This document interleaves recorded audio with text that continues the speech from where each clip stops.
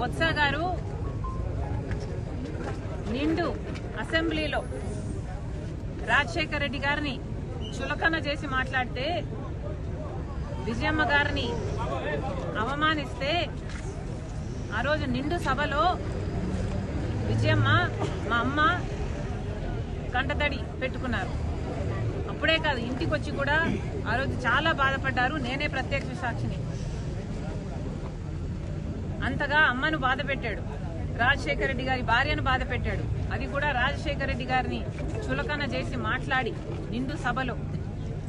అలాంటి బొత్స గారు నిన్న కన్నీళ్లు పెట్టుకున్నారని విన్నాం.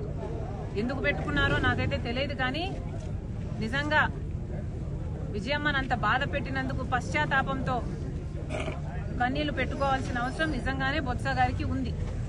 గతంలో అన్నాడు కదా మేడం, వైఎస్ఆర్ మరణానికి కారణం జగన్ హస్తం ఉందని చెప్పాడు మేడం.